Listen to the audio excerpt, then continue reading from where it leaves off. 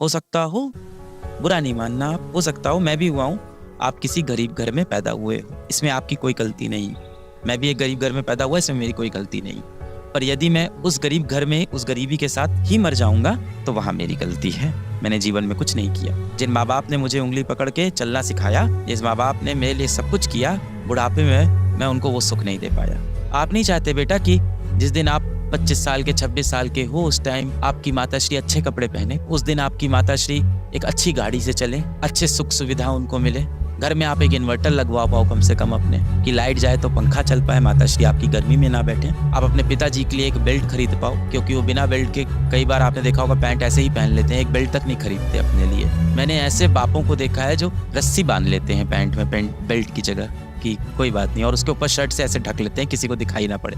अब आप उस उम्र के हो गए हो कि माँ बाप आपको अब थप्पड़ नहीं मारते, अब ताने देते हैं। इसका मतलब अब समय आ गया है कि आपको अपने जिंदगी की बागडोर खुद से संभालनी होगी। और यदि आपको अपनी माथों की लकीरों को बदलना है तो उसका एक ही रास्ता है, कड़ी मेहनत। मेरी सारी दुआएं, सारी विशेष आपके साथ हैं, हमेशा आपके साथ रहेगी। अगर बेटा आपको लग रहा है ना कि आपकी ज़िंदगी बदलने के लिए कोई एक व्यक्ति आएगा, कोई एक समय आएगा, कुछ ऐसा होगा कि आपकी ज़िंदगी बदल जाएगी, तो आप इस दुनिया के सबसे बड़े मूर्ख हो।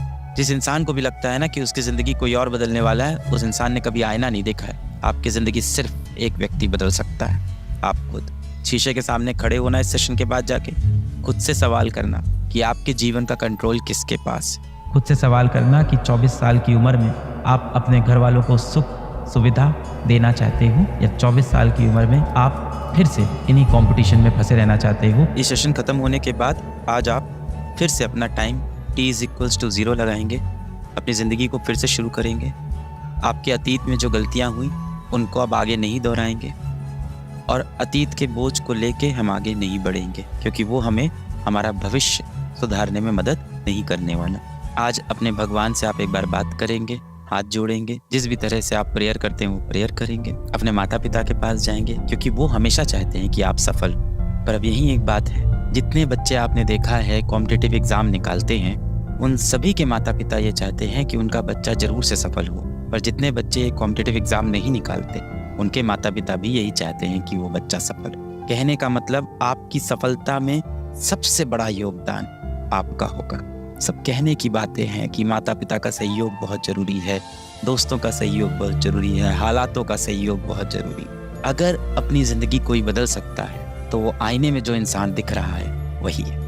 जो इंसान जीवन में सफल है उसके माता पिता भी चाहते थे कि वो सफल हो, और जो असफल हुआ उसके माता पिता भी यही चाहते थे कि वो सफल। तो सभी के माता पिता चाहते हैं हम सफल हो, पर जीवन में सफल वही व्यक्ति होगा जो खुद से मेहनत करे। ये सब कहने की बातें हैं कि माता पिता का आशीर्वाद था तो मैं सफल हुआ, दोस्तों का साथ था तो मैं सफल हुआ, अच्छे शिक्षक मिल गए तो मैं सफल हुआ।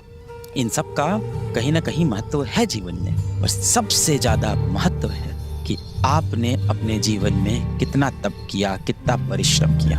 आपकी ज़िंदगी सिर्फ एक ही व्यक्ति बदल सकता है, वो जो आईने में आपको हर रोज़ दिखता है, वही आपकी ज़िंदगी बदल सकता है। दुनिया तो आपसे कहती है कि आप सही वक्त का इंतज़ार करो, पर मेहनत आपसे कहती है कि हर रोज़ अपना वक्त लाने के लिए प्रयास करो। सिर्फ एक ही जगह दिक्कत है, और उस दिक्कत का नाम है जो आपको बीमारियां हो गई हैं। उन बीमारियों को जड़ से भगाएंगे, माता पिता की शरण में जाएंगे, भगवान की शरण में जाएंगे। आज हम लोग, जैसा कि ये बच्चा भी आया था, आपको मोबाइल का इस्तेमाल नहीं करना है, कलयुग के जो शैतान हैं इनसे दूर होना है, रात को समय पे सोने की कोशिश करनी है।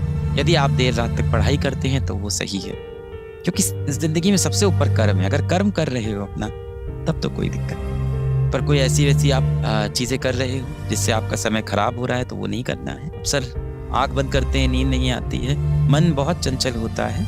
अभी मैं पिछले बैच में भी बता रहा था कि मन हमारा एक नवजीवित पशु जैसा, एक नवजीवित पशु जो होता है, जब आप देखो घोड़े का बच्चा होता है तो वो इधर उधर भागता रहता है, क्योंकि उसके ऊपर कोई लगाम नहीं लगाता।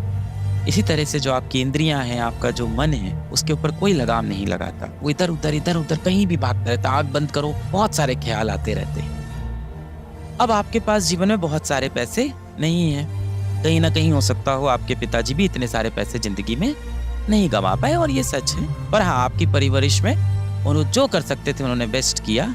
आपको सबसे अच्छे स्कूल में पढ़ाया, आपको सबसे अच्छी कॉपी किताब खरीद के दी, सबसे अच्छे कपड़े पहनाए, अपनी सारी इच्छाएं मार के आपके लिए सारी चीज़ें त्याग किया और आपको इस तरह की कोचिंग भी ज्वाइन कराई। बहुत सारे पैसे तो आपके जीवन में हैं नहीं। सबसे कीमती